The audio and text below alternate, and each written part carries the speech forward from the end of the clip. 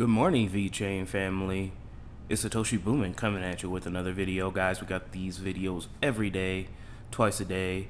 Go ahead and hit that button for me. You know what button I'm talking about. Leave about 4-5 comments down below. Thank you to everybody that has been leaving 4-5 comments down below. I got my hot tea and honey loaded, ready to go. Let's get this show started, guys. We got a little bit of carbon market news, plus a little bit of news from the VeChain ecosystem coin. So taking a look at the price here, down a little bit. Markets are down a little bit. Not too worried, guys. Still stacking VeChain and chilling. Nothing has changed at all, really. When the Dow zoom out, things don't look too bad. You know, still going down a little bit, but we're still right where we need to be, in my humble opinion, guys. Once Bitcoin gets back up, VeChain is going to get back up, and you know how fast VeChain can move. Literally, it went from, you know, where we are kind of now to all-time highs in like a month, 2 months. So let's keep the faith, guys. We're going to be fine, all right? Just hodling VeChain, hodling Cardano, hodling our favorite cryptos, and relaxing. Moving on. We've got Yasi Global, Chinese state-affiliated media. China's carbon market emissions trading system was launched online today. The power generation industry became the first one to be included in the national carbon credit market with more than 2,000 key firms. Now, unfortunately, there's no VeChain being mentioned. But if we come over here, it looks like VeChain Foundation has retweeted this. Let me just make sure.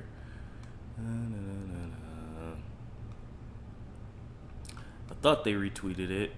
Where is it? Let me just make sure here that I'm not crazy. Like Overman. Maybe I am a little bit kooky. Who knows? Let's see. VeChain Foundation.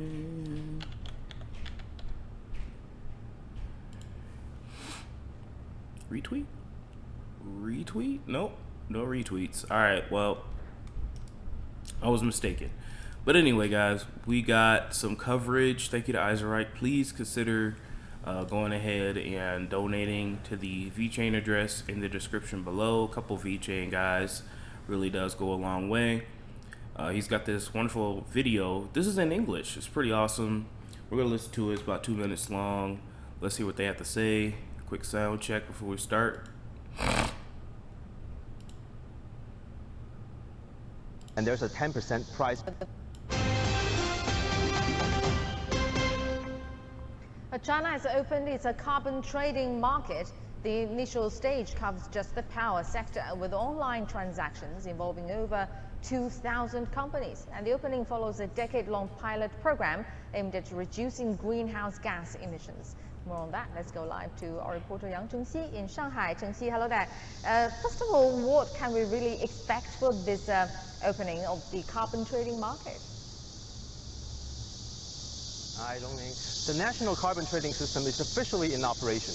The way it works is quite straightforward. Companies will be given a fixed amount of allowance each year, each one equivalent to 1 metric ton of carbon emissions. They can either buy or sell these allowances based on how much carbon they actually produce. Now, the rules stipulate that each listed transaction should be less than 100,000 tons of carbon dioxide equivalent, and there's a 10% price fluctuation limit.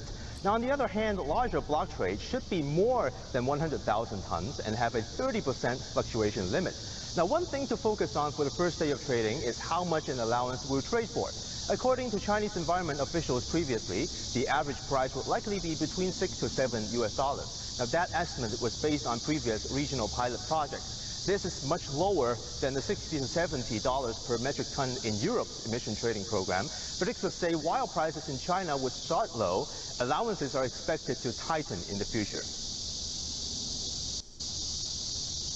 Can we see what will be the effect of the carbon trading market then?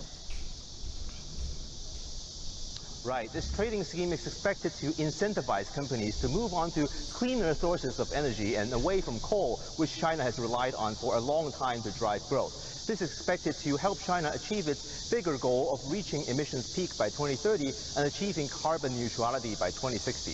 This is now the world's biggest carbon market. It covers over 2,200 power companies in China, as you said, who, according to the International Energy Agency, collectively contribute to about a seventh of the world's carbon emissions. The scheme is expected to cover 7 more high-emission sectors, from chemicals to iron and steel, in the next few years. Back to you. All right, thank you. Sorry for the sound of the cicadas. I think that's cicada sounds in the background. But again, guys, you know, speculation. We don't know if VeChain is going to be working with this in a, you know, whole in a sense. But what we can do is just sit on our hands and wait. Hopefully, we can get some more confirmation that VeChain is working with them in some capacity. That's all I care about. Are we working with the Chinese government on this in some capacity that can be profitable for us in the future? And that's what we're waiting on. So carbon is the new oil, Sunny Lou. Let's see. Let's see here. I thought that the VeChain official retweeted this, but I guess not. It could be. I could be wrong here. No, doesn't look like they did. All right, guys. Well, that's it for the carbon market news here. Again, they didn't really say anything that I haven't already covered beforehand. Just need to wait for some VeChain confirmation. So we're gonna move on. All right, guys. We got a safe haven deep dive here. Don't worry, we're not gonna go into the whole thing. But if you're interested in Safe Haven, okay, it's good. This article is good. It's going to talk a little bit about digital inheritance, what are the things they do, and why it's so unique. We're going to go ahead and skip this stuff. So digital inheritance has resulted from the convergence of 3 previously separate worlds: wealth management, estate planning, and the new world of digital assets. Digital assets can be anything stored digitally, uniquely identifiable, and has some kind of value for an individual, family, organization, or society. Examples could include family photographs, company logos, digital images, confidential documents, and even source code. Not your keys, not your crypto. Guys, we already know that keeping your crypto on an exchange or a hot wallet, like a desktop wallet or a, your mobile device. Your mobile device is not a good place to put your crypto, guys. Okay, it's eligible to be hacked by SIM swaps, especially if you don't have good security and all that good jazz. So make sure that you're holding your crypto on a hardware device that is securely stored. Whether we like it or not your keys, not your crypto is a mantra that every crypto holder needs to live and die by. We've taken a while to get there, but this is what digital heritage is all about. They have a key that you can store your cryptos on too. I think it's called SafeKey, if I'm not mistaken. I have not used SafeKey, so I don't know how it works. I normally just use Ledger and Trezor, but I know they have a hardware wallet that you could purchase too. So it's going to talk about Inherity. This is the flagship project. We're incredibly proud to say this is the only true decentralized and totally secure digital inherit solution available in the world. It ensures that your private keys can be safely and securely passed on to your loved ones even your death, but there are various fail-safe mechanisms in place to ensure that no one else can gain your keys while you're still alive. They've got independent audits and other critical back-end information that's encrypted. They've got a combination of hardware security module device technologies using SafeHaven's safe keys, like we talked about earlier, to safely distribute heavily encrypted pieces, literally separate key shards of inheritance information. Here's the desktop. Here's the dashboard. All in all, SafeHaven is a great way to go. Now, for you old people in my comment section talking about I'm not going to be alive 20 years from now, why don't you go on overhead and, take a look at SAFEHAVEN. Get some digital inheritance going. Make sure your keys and your crypto are going to be safe and be able to be passed on to your kids and your grandkids. I mean, do you think crypto's going to be around here for the next 50 years? I got another person in my comment section, Salty, talking about, yeah, we care about the price. You don't care about the price. But I care about the price because we're not going to be here in 50 years. So who cares about that? I'm like, dude, there are plenty of other channels out there that can give you everything your sweet little brain wants to hear. Okay? There are plenty of channels out there that'll tell you every little thing you want to know, every little thing you want to hear about how the price is going to pump tomorrow, and here are these technical indicators that can happen. I ain't really with all that. So go to that other channel. What I'm here for, what this channel is about investing, okay? Not just speculating on shit coins, buying them at all-time highs and then selling them at a loss, like the gentleman that commented did, probably. So, again, think about it, guys. Passing on your crypto to your loved ones, since some of y'all ain't gonna be here in the next 20 years. Spread the wealth around. You can't take it with you when you're dead. So... moving on. And lastly, guys, just a recap of the WAIC, World's Artificial Intelligence Conference. Sunny Lu talked a lot about his blockchain as a service model, the VeChain tool chain, the product as a service model, my care, my story, amongst other things, wine certification, NFTs. Talked a little bit about the San Marino Green Passport, where 31,000 people have already been issued an NFT on the VeChain blockchain just by that COVID-19 pass. People ain't really talking about that, but hey, the only thing they care about is price, but that's okay. You know, it's not like, hey, VeChain's just been adopted by a whole country. People are like, oh, price don't move, herder. We're just going to continue to laugh at those people, you know, on this channel. That's all we're going to do. Another thing he talked about, again, was the low-code environment of the product as a service, guys. Being able to create an entire blockchain functionality system for people who don't need to know code. But if you know code and you want to make things more advanced, more feature-focused, more customized to your business, you could do that. So...